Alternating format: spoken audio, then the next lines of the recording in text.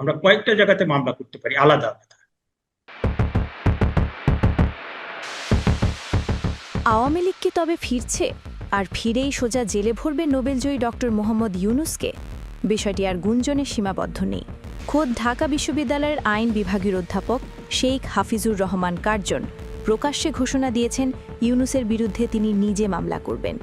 শুধু একটি নয়, গুনে গুনে 4টি অপরাধের অভিযোগে কাঠগড়ায় দাঁড় করানো হবে সাবেক অন্তর্বর্তীকালীন সরকারের প্রধান কে।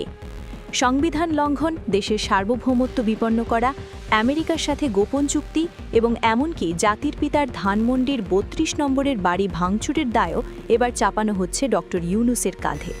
কিন্তু প্রশ্ন হলো, গত 1.5 বছরে যিনি ধ্বংসস্তূপ থেকে দেশকে টেনে তোলার চেষ্টা করলেন, তাকে এখন দেশদ্রোহী বা দানব বানানোর এই মরিয়া চেষ্টা কেন? এটা কি শুধুই আইনি প্রক্রিয়া, নাকি এর পেছনে রয়েছে গভীর কোনো রাজনৈতিক ষড়যন্ত্র? কেন খোদ রাষ্ট্রপতি শাহাবুদ্দিন হঠাৎ করে ডাক্তার ইউনুসের বিরুদ্ধে বোমা ফাটালেন? আজকের ভিডিওতে আমরা উন্মোচন করব এই মামলার পেছনের আসল খেলা। ডক্টর ইউনুসের নেতৃত্বাধীন সরকার ক্ষমতায় আসার পর থেকেই একটি পক্ষ প্রতিনিয়ত ওঁত পেতেছিল কখন তাকে ব্যর্থ প্রমাণ করা যাবে।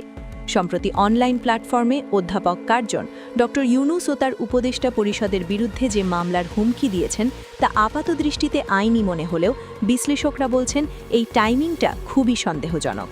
অধ্যাপক কার্জন অভিযোগ করেছেন ডক্টর ইউনুস যুক্তরাষ্ট্রের সাথে এমন কিছু চুক্তি করেছেন যা দেশের সার্বভৌমত্ব বিকিয়ে দিয়েছে। কিন্তু বাস্তবতা হলো, একটি ভঙ্গুর অর্থনীতি আর আন্তর্জাতিক সম্পর্কহীন বাংলাদেশকে বিশ্বমঞ্চে ফিরিয়ে আনতে ডক্টর ইউনুসকে যে কূটনৈতিক পদক্ষেপ নিতে হয়েছে, সেটিকে এখন দেশ বিকৃত তকমা দেওয়া হচ্ছে। আমেরিকার সাথে সম্পর্কের উন্নয়নকে যারা এতদিন বাঁকা চোখে দেখেছেন, তারা এখন এটিকে সার্বভৌমত্ব বিপন্ন হওয়ার ধোঁয়া তুলছেন। অধ্যাপক কার্জন আরও একটি গুরুতর অভিযোগ এনেছেন, শেখ মুজিবুর রহমানের 32 নম্বরের বাড়ি ভাঙচুর।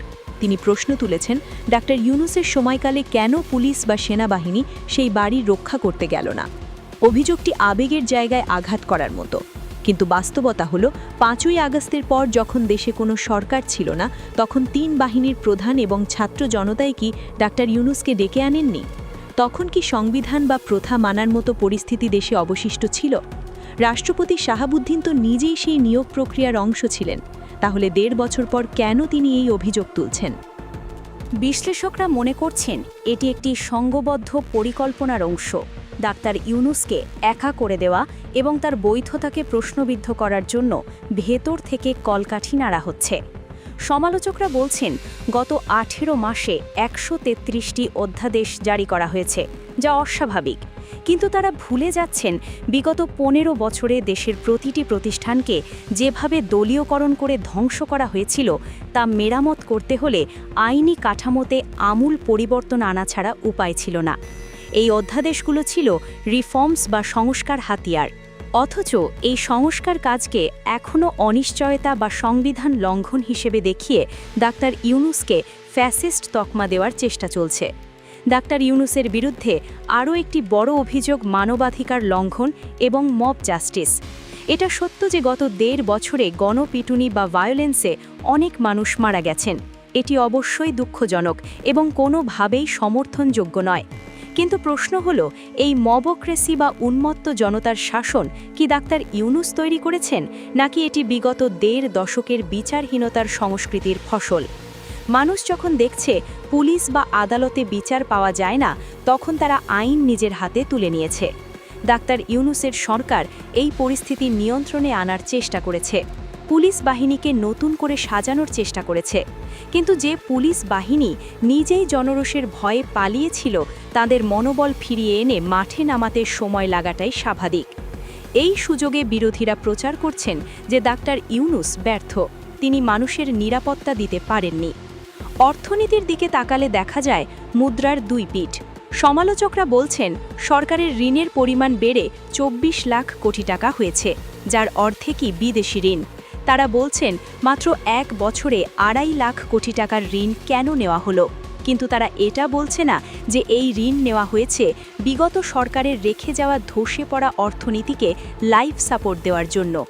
রিজার্ভ যখন তলানিতে ছিল, সেখান থেকে ডাক্তার ইউনুসের ব্যক্তিগত ইমেজে এবং আন্তর্জাতিক সম্পর্কের কারণে রিজার্ভ এখন $33 বিলিয়ন উন্নীত হয়েছে। রেমিটেন্স প্রবাহ বেড়েছে, ব্যাংক খাতে যে নজিরবিহীন লুটপাট হয়েছিল সেখানে শৃঙ্খলা ফেরানোর চেষ্টা চলেছে। অথচ এই অর্জনগুলোকে আড়াল করে বলা হচ্ছে দেশে কোনো উন্নয়ন নেই, শুধু ঋণ বেড়েছে। এটা কি ডাক্তার ইউনূসের ব্যর্থতা, নাকি বিগত সরকারের রেখে যাওয়া ঋণের বোঝা তার কাঁধে চাপিয়ে দেওয়ার কৌশল? সম্প্রতি দুর্নীতি নিয়ে বেশ কিছু খবর চাউর হয়েছে। বিশেষ করে প্রধান উপদেষ্টার বিশেষ সহকারী ফয়েজ আহমেদ ফয়েজের বিরুদ্ধে বিটিসিএল-এর 5G প্রকল্প নিয়ে দুর্নীতির অভিযোগ উঠেছে। বলা হচ্ছে ৬৫ কোটি টাকার প্রকল্প ফুলিয়ে ফাঁপিয়ে ৩২৬ কোটি করা হয়েছে। অভিযোগ ওঠার পর তিনি দেশ ছেড়েছেন। এমনকি বাংলাদেশ ব্যাংকের গভর্নর ডাক্তার আহসান এইচ মনসুরের দুবারিয়ে ফ্ল্যাট থাকার খবর এসেছে। এই ঘটনাগুলো নিঃসন্দেহে অস্বস্তিকর, কিন্তু এখানেও ডাক্তার ইউনূসের স্বচ্ছতার প্রমাণ মেলে। তার সরকারের নিজস্ব লোকদের বিরুদ্ধে ওঠা অভিযোগ ধামাচাপা দেননি, বরং বিষয়টি সামনে এনেছে এবং তদন্তের সুযোগ তৈরি করেছে। অতীতে আমরা দেখেছি হাজার হাজার কোটি টাকার দুর্নীতি হলেও তা অস্বীকার করা হতো, কিন্তু ডাক্তার ইউনূসের শাসনামলে অন্তত জবাবদিহিতার জায়গাটি তৈরি হয়েছিল। তবে এই গুটি কয়েক ঘটনাকে পুঁজি করে পুরো সরকারকে দুর্নীতিবাজ প্রমাণ করার চেষ্টা রাজনৈতিক উদ্দেশ্য প্রণোদিত। সবচেয়ে হাস্যকর অভিযোগ হল ডাক্তার ইউনূস নাকি আন্তর্জাতিক অঙ্গনে ব্যর্থ। রোহিঙ্গা ইস্যুতে নতুন করে অনুপ্রবেশ এবং ভারতের সাথে সম্পর্কের টানাপড়নকে তার ব্যর্থতা হিসেবেই দেখা হচ্ছে। কিন্তু বাস্তবতা হলো ভারত বিগত সরকারের সাথে যে একতরফা সম্পর্ক রেখেছিল, ডক্টর ইউনূস সেখান থেকে বেরিয়ে সমমর্যাদার সম্পর্কের দিকে যাওয়ার চেষ্টা করেছেন। এতে সাময়িক অস্বস্তি তৈরি হলেও দীর্ঘমেয়াদে এটি বাংলাদেশের আত্মমর্যাদার জন্য জরুরি। ভিসা জটিলতা বা বাণিজ্যের সাময়িক স্থগিততা সেই রিওরিয়েন্টেশন বা নতুন করে সম্পর্ক সাজানোই পার্শ্ব প্রতিক্রিয়া। আর রোহিঙ্গা সমস্যাটি একটি বৈশ্বিক সংকট, যা রাতারাতি সমাধান করা কোনো জাদুকরের পক্ষে সম্ভব নয়। ভিডিওটির শেষে বলা যায়, ডক্টর ইউনূসকে ঘিরে এখন যে মামলার প্রস্তুতি, গ্রেপ্তারের হুমকি এবং মিডিয়া ট্রায়াল চলছে, তা আসলে একটি ন্যারেটিভ ওয়ার বা বয়ানের যুদ্ধ। এক পক্ষ চাইছে প্রমাণ করতে যে নোবেলজয়ী এই মানুষটি দেশ চালাতে ব্যর্থ, তিনি দুর্নীতিবাজ এবং সংবিধান লঙ্ঘনকারী।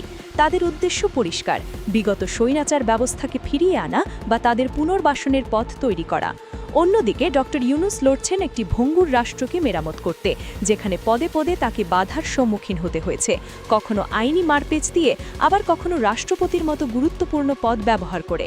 18 মাসের শাসনামলকে 10-এর মধ্যে 3 দিয়ে যারা ইউনূসকে ফেল করাতে চাইছেন, তারা হয়তো ভুলে গেছেন 15 বছরের জঞ্জাল 18 মাসে পরিষ্কার করা সম্ভব নয়।